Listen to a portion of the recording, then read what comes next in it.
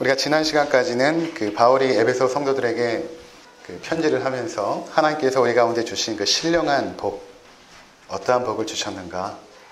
성부 하나님께서 우리의 구원을 작정하시고 예정하시고 그의 사랑받는 자녀를 또한 선택하시고 성자 예수 그리스도께서 그 하나님께서 계획하신 그 놀라운 구원을 이 땅에 오셔서 이루어 주시고 예수 그리스도의 속량을 통하여 우리의 죄를 완전히 도말하시고 우리를 그분의 자녀로 삼아주시고 그리고 마침내 성령 하나님께서 우리에게 지혜와 총명을 주셔서 그 말씀이 깨닫게 되도록 은혜를 주시고 그리고 성령으로 인쳐주셔서 하나님의 자녀 삼으신 이 성삼위 하나님의 놀라운 그 구원의 사역, 그것을 우리가 나누었습니다. 이제 오늘 내용은 무엇인가 하면 이제 바울이 그렇게 찬송하리로다 하면서 거침없이 써내려갔던 그 하나님의 은혜, 이것을 마무리하고 에베소 성도를 향하여 이제 기도를 하기 시작합니다. 기도를 하는데 그 기도의 자리에서 여러분도 그렇지만 우리가 누군가를 위하여 기도할 때에 그들을 떠올리지 않습니까? 그들을 떠올리면서 너무 감격스럽고 감사한 거예요. 너무 감사하고 너무 감격스럽고 그래서 먼저 그 감사를 하나님 앞에 전하고 뿐만 아니라 편지를 통하여 에베소 성도들에게 내가 이렇게 지금 하나님 앞에 감사하고 있습니다 라고 감사의 내용을 간략하게 말하고 나서 그 다음에 기도의 내용을 이렇게 쭉 서술하고 있습니다. 그 감사의 내용이 15절과 16절이고요 17절부터 19절까지는 바울이 이제 기도하는 내용입니다. 감사와 기도를 다 다루려고 했는데 시간이 모자라서 오늘은 그 바울의 감사에 대한 내용만 우리가 함께 나누도록 하겠습니다. 우리가 지난 시간에 살펴본 것처럼 그 우리의 믿음의 내용이 무엇인가? 하나님의 말씀, 진리의 말씀, 우리를 향한 그 구원의 복음, 그것이 무엇인가에 대해서 우리가 살펴보았죠. 그것은 바로 예수 그리스도의 죽으심과 부활을 중심으로 한 성경에 대한 내용들이다. 이렇게 우리가 정리를 하였습니다. 이것을 믿음의 내용으로 붙잡는 것이 굉장히 중요한 것입니다. 이것과 오늘 우리가 함께 나누게 될 그 바울의 감사와 기도가 함께 갑니다. 그러니까 우리의 신앙을 좌우하는 것은 믿음의 내용이죠. 만일 어떤 사람이 신앙의 생활을 오래 하고 열심히 하는데 그의 삶이 신실하지 못하면 우리는 그의 믿음을 확인해 보아야 됩니다. 과연 무엇을 믿고 있는가 확인해 봐야 됩니다. 근데 그동안 한국 정전 이후에 6.25를 겪고 나서 굉장히 어렵지 않았습니까? 그때 한국 사회에 주로 울려 퍼졌던 그리고 많은 한국 사람들을 위로하고 치유하고 또 했던 그 복음이 사실은 그 기복주의 또는 번영의 신앙 이렇게 정리합니다.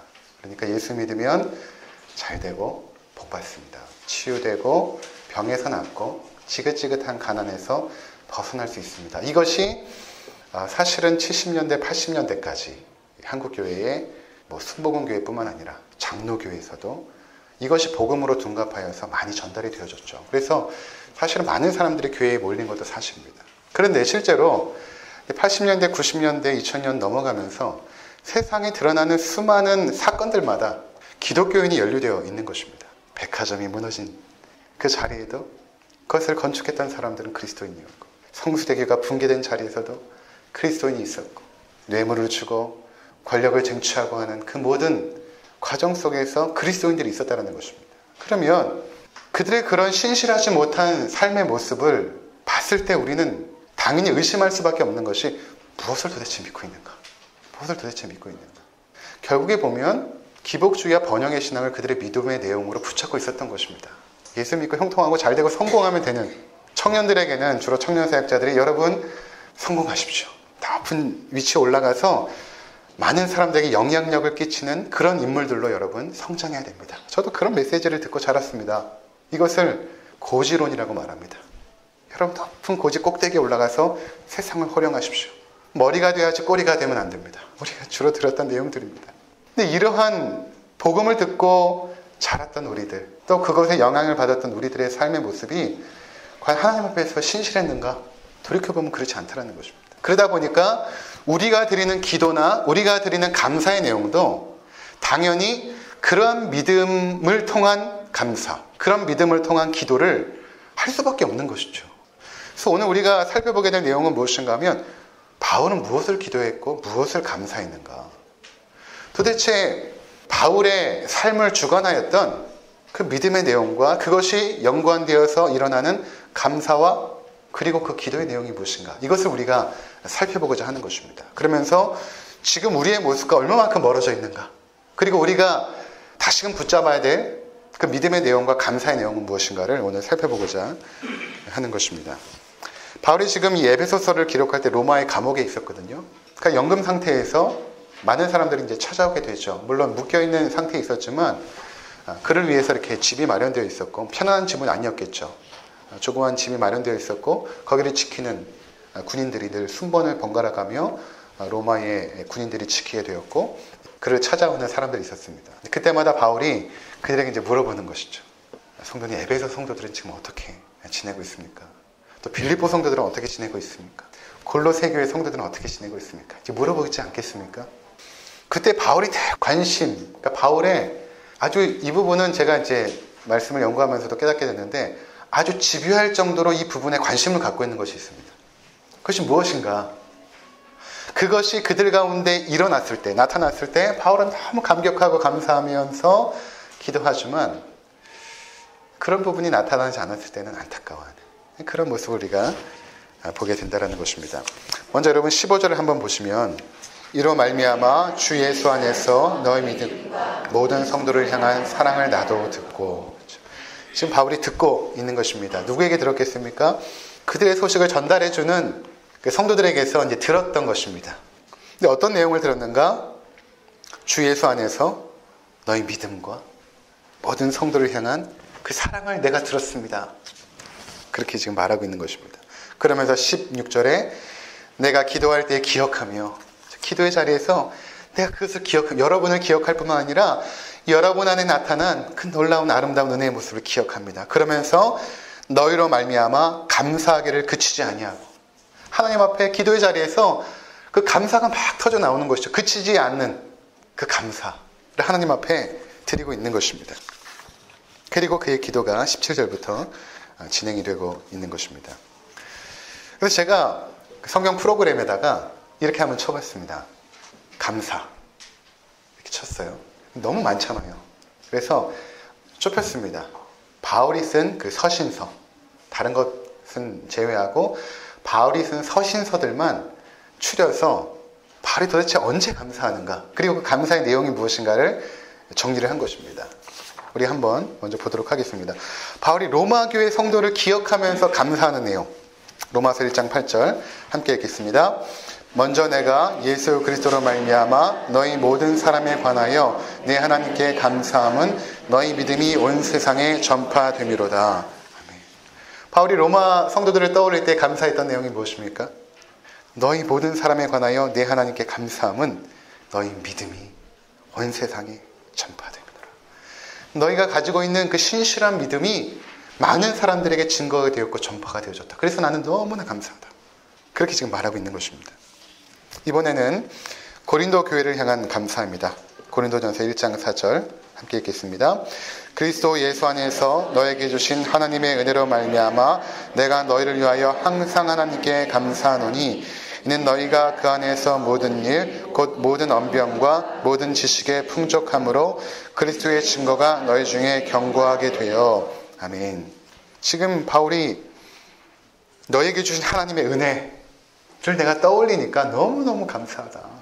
그래서 나는 항상 감사하고 있다. 항상 감사하고 있다. 그 감사의 내용이 무엇인가? 너희가 그리스도 안에서, 그 안에서, 그리스도 안에서 모든 일, 곧 모든 언변과 모든 지식에 풍족함으로. 이 모든 언변과 모든 지식은 바로 그리스도의 말씀을 통하여 그들의 삶이 변화되었다는 것입니다. 언행심사가 변화되었다는 것입니다. 그래서 그들 안에 그리스도의 증거가 견고하게 되었다. 그리스도께서 함께 하시고 살아계시다라는 그 증거가 그들 가운데 견고하게 있음을 내가 바라보면서 나는 너무 하나님께 감사하다. 또 고린도후서 2장 14절 함께 읽겠습니다. 항상 우리를 그리스도 안에서 이기게 하시고 우리로 말미암아 각처에서 그리스도를 아는 냄새를 나타내시는 하나님께 감사하노라. 우리를 늘 승리하게 하시고 또 그리스도를 아는 냄새, 뭡니까? 그리스도 예수를 믿는 사람들에게는 그 증거가 드러난다라는 것이죠. 그 향기가 난다라는 것입니다. 저 사람 참 그리스도인답다. 그리스도를 믿는 사람답다. 라는 그 외적인 증거가 나타난다라는 것입니다. 그것을 생각하면서 나는 감사합니다. 자, 빌립보 교회 성도를 향한 감사. 빌립보서 1장 3절에서 5절 함께 읽습니다. 내가 너희를 생각할 때마다 나의 하나님께 감사하며 간구할 때마다 너희 무리를 위하여 기쁨으로 항상 간구함은 너희가 첫날부터 이제까지 복음을 위한 일에 참여하고 있기 때문이라. 그죠? 그들을 생각하죠. 그게 감사한 것입니다. 그들을 떠올리고 생각하니까. 왜냐하면 복음을 위한 일에 너희가 참여하고 있기 때문이다. 골로새 성도를 향한 감사. 골로새서 1장 3절. 우리가 너희를 위하여 기도할 때마다 하나님 곧 우리 주 예수 그리스도의 아버지께 감사하노라. 이는 그리스도 예수 안에 너희의 믿음과 모든 성도에 대한 사랑을 들었으며 너를 위하여 하늘에 쌓아둔 소망으로 말미암음이니 곧 너희가 전에 복음 진리의 말씀을 들은 것이라. 아멘. 빌립보서도 마찬가지고 골로새서도 동일하게 항상 기도할 때마다 감사합니다. 그러니까 항상 기도와 감사는 같이 가죠. 기도를 항상 시작할 때 바울은 감사부터. 그러니까 어떤 성도를 떠올릴 때 하나님께서 그들 가운데 함께 하시는 그 은혜의 증거들, 그것들을 바울은 먼저 떠올린 것입니다. 그리고 감사했던 것입니다. 여기 보니까 그 감사의 내용이 이것이죠. 4절에 그리스도 예수 안에 너희의 믿음과 또 성도에 대한 사랑을 내가 들었다. 골로새 이 교회 편지 쓰는 것도 감옥에 있으면서 편지를 쓰는 것이거든요. 여러분의 소식을 내가 들었습니다. 그런데 여러분의 그 사랑에 대한 이야기도 제가 들었습니다. 너무 감사합니다. 그리고 5절에 하늘에 쌓아둔 소망으로, 여러분들이 지금 힘들고 어렵지만 하나님 나라를 향한 그 소망들, 그것을 가지고 있는 것을 내가 들었습니다. 그래서 저는 너무 감사합니다. 5번 데살로니가 교회 성도를 향한 감사. 데살로니가전서 1장 2절에서 3절 함께 읽습니다. 우리가 너희 모두로 말미암아 항상 하나님께 감사하며 기도할 때 너희를 기억함은 너희의 믿음의 역사와 사랑의 수고와 우리 주 예수 그리스도에 대한 소망의 인내를 우리 하나님 아버지 앞에서 끊임없이 기억함이니. 아멘. 데살로니가 교회 성도들의 소식도 듣지 않았겠습니까? 그러면서 또 기도할 때도 감사하죠. 감사하며 기도할 때 너희를 기억하면 세 가지죠. 너희의 믿음의 역사와 그 다음에 사랑의 수고와 하나님을 향한 그 사랑과 성도를 향한 그 사랑 때문에 너희가 지금 이렇게 애쓰고 수고하는 그 아름다운 사랑.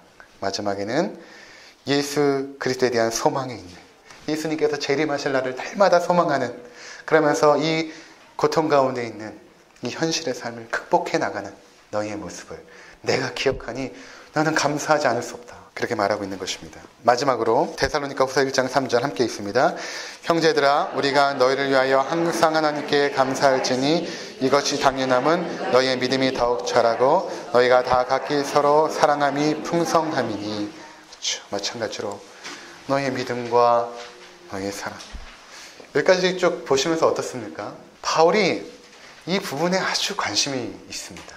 이 부분만큼은 관심이 있는 것이 무엇인가 하면 성도들 가운데 믿음이 있는가.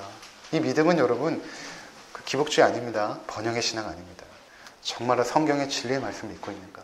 예수 그리스도의 죽으심과 부활을 중심으로 한 그 복음의 내용을 믿고 있는가. 근데 그 믿음이 어떻게 나타나겠습니까? 저들의 믿음이 좋다 또는 나쁘다라는 것이 어떻게 나타나겠습니까?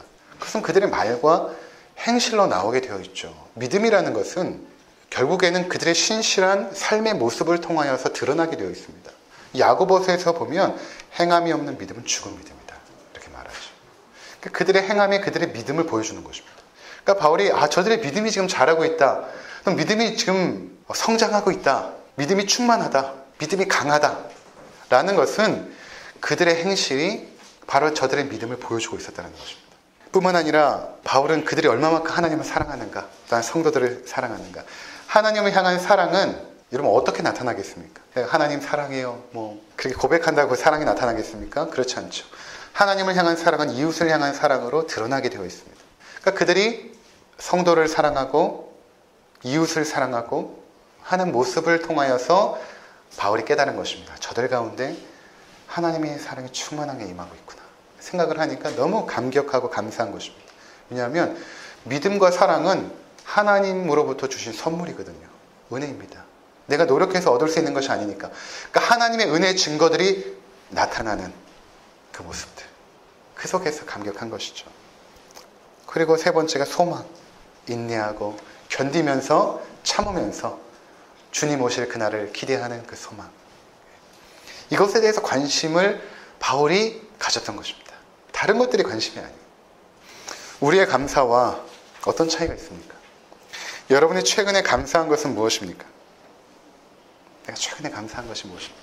여러분이 자녀나 가족을 생각할 때 가장 먼저 무엇을 떠올립니까? 내가 기도의 자리에서 우리 자녀들의 이름을 불러 기도할 때, 또는 사랑하는 부모님이나 가족들을 위하여 기도할 때 가장 먼저 우리는 무엇을 떠올립니까? 여러분은 먼 곳에 있는 부모님이나 자녀들의 안부를 물을 때 무엇을 중요하게 여기고 관심을 갖고 부르십니까? 명절이 되어 오랜만에 가족들을 만났을 때 어떤 것에 관심을 갖고 대화를 하십니까?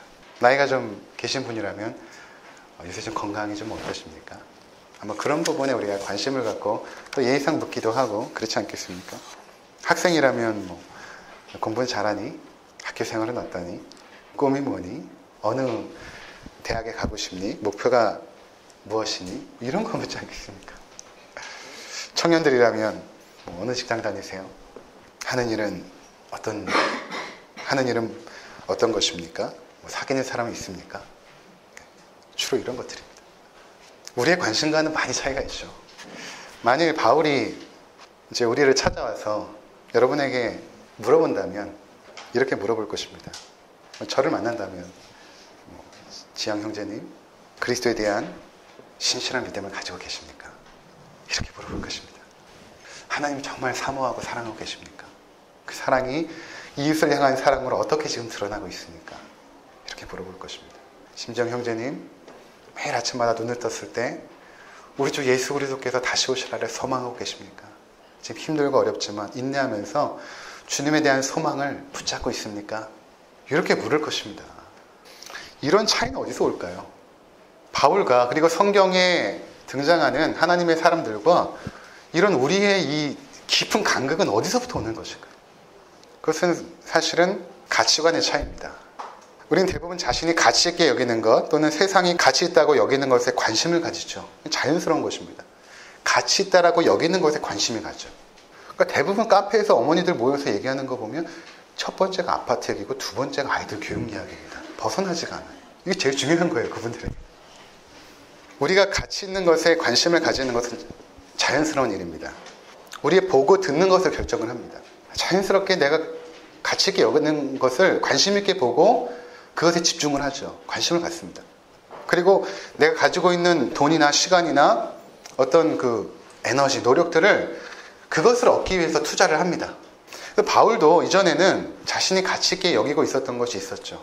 그는 하나님 앞에서 의롭게 되고자 자신이 쌓아놓았던 그 행실, 정결함의 행실들, 또 타고난 출신 성분, 유대인으로 태어나서 바리새인 중에 바리새인이고 가말리엘 문화에서 그가 태어나고 하나님 말씀을 잘 배우고 그러니까 아주 귀족 집안에서 태어났습니다. 그리고 학문적으로도 굉장히 뛰어났죠.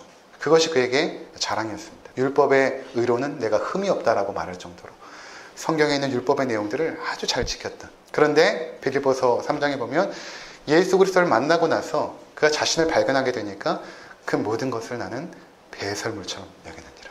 내가 그렇게 쌓아올린 모든 세상의 보아와 가치들이 쓰레기와 같더라. 깨달은 것입니다. 그리고 그가 붙잡은 것이 바로 이것입니다. 예수 그리스도를 믿고 나니까 그의 관심이 달라진 것입니다. 믿음과 소망과 사랑. 그래서 고린도전서 13장에 보면 그런즉 믿음, 소망, 사랑 이 세 가지는 항상 있을 것인데 그 중에 제일은 사랑. 항상 있다라는 것은 무엇입니까? 영원하다라는 것입니다. 다른 것들은 다 지나가 버립니다. 그러나 이것들은 영원하죠. 이 영원한 것에 대해서 그가 눈을 뜬 것입니다. 자신이 그동안 추구했던 모든 것들은 다 지나가는 쓰레기였구나. 내가 왜 그것을 모르고 살았을까? 그리고 그가 영원한 것에 눈이 띄어진 것입니다. 그러니 당연히 그것에 관심을 가질 수밖에 없는 것입니다. 물질은 있을 때가 있지만 없을 때도 있죠. 사랑하는 자녀들도 각자의 길을 찾아 다 떠나갑니다. 한 사람, 두 사람 다 떠나갔죠. 항상 옆에 있었던 우리의 인생의 반려자들, 우리 남편, 아내, 우리 곁을 떠날 날이 곧 올 것입니다. 우리에게 삶의 정체성과 보람을 주었던 직장의 일들도 조금 있으면 내려놓아야 할 때가 옵니다. 아빠 또는 엄마로서 불렸던 우리, 남편 또는 아내로 불렸던 우리, 직장에서는 사장님, 부장님, 대리님 등등으로 불렸던 우리. 거기서 우리들은 내가 누구인가를 확인을 했고 삶의 보람을 얻었죠. 그래서 그것이 나인 줄 착각하며 살아갑니다. 그것이 나구나. 그런데 어느 순간 그것들이 하나하나 벗겨지게 될 것입니다. 목욕탕에 가면 옷을 하나하나 벗듯이 이제 시간이 지나면서 여러분 하나하나 벗을 것입니다. 그리고 하나님 앞에서 단독자로 섰을 때 그때 여러분은 과연 누구십니까? 하나님 앞에 단독자로. 아빠도 아니고 엄마도 아닙니다. 누구의 남편, 누구의 아내도 아니고 사장님도 아니고 대리님도 아니고 아무것도 아닙니다. 그리고 하나님 앞에 단독자로 딱 홀로 섰을 때 여러분들은 과연 누구입니까? 그리고 여러분이 가지고 있는 것은 과연 무엇일까요? 그때 우리는 아무것도 손에 쥔 것이 없을 것입니다. 다 사라지고 없을 것입니다. 근데 그때도 여전히 우리가 소유한 것이 있습니다. 그것은 하나님에 대한 믿음이죠. 이거 사라지지가 않습니다. 이거 영원합니다. 하나님에 대한 신실한 믿음, 그분께서 나를 사랑하사 독생자 예수 그리스도를 주시고 성령으로 임재하사 지혜와 총명을 통해 그 진리를 깨닫게 하사 믿게 하시고 이때까지 동행하게 하신 그 하나님에 대한 믿음은 여러분 결코 사라지지가 않습니다. 영원한 것입니다. 사랑은 어떻습니까? 하나님께서 나를 사랑하신 그 사랑이 식지도 않고 사라지지도 않습니다. 매일마다 더욱 새롭고 풍성합니다. 그 사랑 때문에 하나님을 사랑하고 가족을 사랑하고 이웃을 사랑했다. 그 사랑, 내가 간직했던 그 사랑들, 그것은 사라지지가 않죠. 우리 주님 오실 날을 고대하고 기대했던 소망, 나를 사랑하사 나를 위해 죽으신 주님을 뵙고 싶었던 그 소망, 나를 위하여 생명을 바치신 분을 여러분 얼마만큼 뵙고 싶습니까?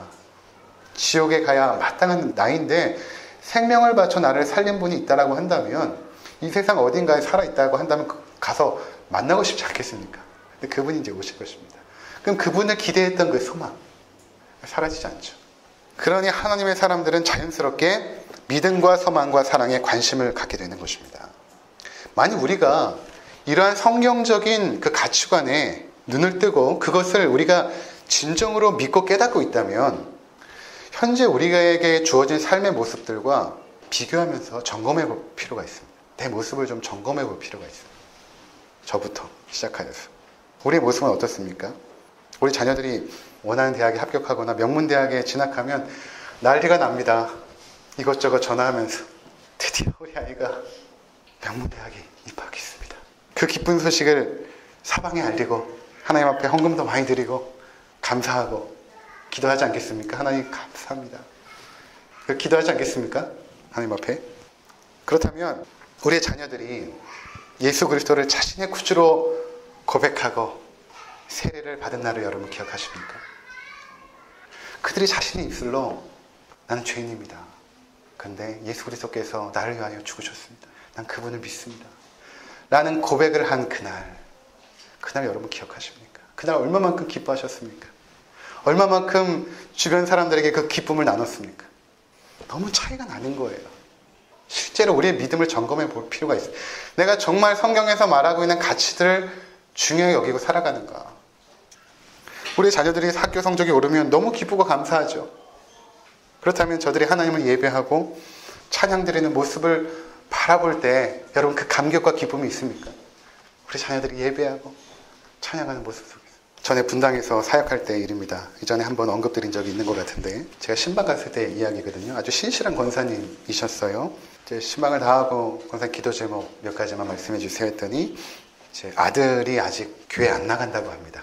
이야기를 들어보니까 이분이 굉장히 신실한 권사님이세요. 그래서 자녀들도 믿음으로 잘 양육을 했습니다. 아이들도 교회 가는 걸 너무나 좋아하고 그랬습니다. 특히 찬양하는 걸 좋아해서 중학교 때부터 찬양팀 리더도 하고 고등부 때는 그 교회 이제 학생회 회장도 하고 그럴 정도로 신앙생활을 아주 신실하게 했던, 기쁨으로 즐겁게 했던 그런 아들이었습니다. 고3이 되니까 권사님께서 1년만 우리 교회를 쉬자. 이 강남 분당 지역의 교육열을 여러분 아시잖아요. 아주 탁월한 과외 선생님을 모셨는데 주일 할만 시간이 된다는 것입니다. 딱 주일 예배 드리는 시간만 1년만 쉬자 합의를 한 것이죠. 그리고 이 아들은 명문대학교에 들어갔어요. 그리고 잘 나가는 대기업에 들어갔습니다. 취업도 하였고 결혼도 하여서 자녀까지 두었습니다. 저와 그 당시에 동갑이었거든요. 지금 아주 잘 살 것입니다. 근데 그때 권사님이 눈물을 흘리시면서 하시는 말씀이 그 아들이 고3 이후로 교회 나가지 않습니다. 아직까지 교회 나가지 않습니다. 목사님, 제가 그때 큰 잘못을 했습니다. 그 권사님은 자녀에게 하나님을 예배하는 것보다 세상의 성공이 더 중요하고 가치 있는 것이라고 삶으로 보여준 것입니다. 결국에는 그런 중요한 순간에 우리의 믿음의 정체성이 드러나거든요. 평상시에는 다 좋죠. 그런 중요한 순간에 우리 믿음의 수준이 드러나게 되어 있습니다. 그게 그분의 믿음의 수준이었어요. 우리는 신앙의 가치를 너무나 소홀히 여깁니다. 명문대보다 못한 것이 되었어요. 자녀를 위한 우리의 기도의 1순위가 그들의 신실한 믿음과 하나님을 향한 사랑입니까? 아니면 다른 어떤 것입니까? 우리의 모습은 성경적인 삶에서 너무나 많이 멀어져 있는 것입니다. 가치관이 변하지 않으면 우리 삶은 달라지지 않습니다. 오랫동안 신앙생활을 해도 가치관이 달라지지 않으면 달라지지 않습니다. 전 여러분들이 세속적 가치관을 이제 깨어버리고 성경적 가치관으로 변하기를 간절히 기도하고 있습니다. 정말 무엇이 중요한지를 깨닫게 되기를 함께 기도해야 될 것입니다. 삶의 우선순위가 성경적으로 다시금 재정립되어야 됩니다. 이것을 위해서 우리가 힘써 기도해야 될 것입니다. 그 높은특 송이교회를 섬기시고 지금 은퇴하신 김동호 목사님께서 설교하신 중에 이런 예화가 있어서 제가 하나 소개하도록 하겠습니다. 어떤 신혼부부가 결혼하여서 단칸 3방에 이제 살았습니다. 좀 옛날 이야기라 산동네 화장실이 재래식으로 이제 밖에 있는 집이었습니다. 그래도 행복했습니다. 어디서 사느냐도 중요하지만 누구와 사느냐가 더 중요하기 때문입니다. 이제 그렇게 행복하게 이제 살다가 친구가 아파트를 사서 집들이 한다고 해서 다녀와서 이제 문제가 생긴 것입니다. 문제는 언제나 남과 비교할 때 생깁니다. 친구의 아파트를 가보니 화장실이 안에 있고 더 중요한 것은 더운 물이 나와서 샤워도 할 수 있다는 것이었습니다.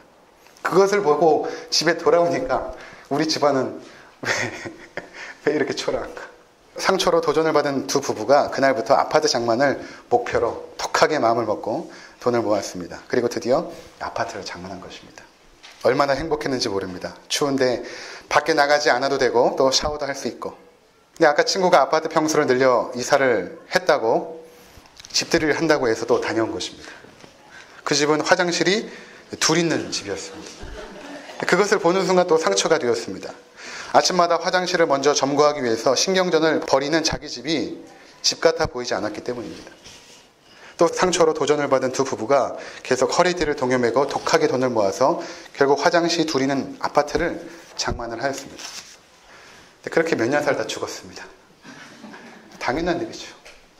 단칸방에서 화장실 둘 있는 아파트를 장만한다는 게 그렇게 만만한 일이 아니기 때문입니다. 당연히 많은 세월이 흘렀고 결국에는 그 부부는 죽었습니다. 그렇다면 그 부부가 도대체 평생 뭐 하다가 죽은 사람이 되는 걸까요? 답은 변속관 바꾸다가 죽은 사람. 김동호 목사님께서 이런 재미있는 예화를 드셨습니다. 근데 우리의 삶이 혹시 이와 같지는 않습니까?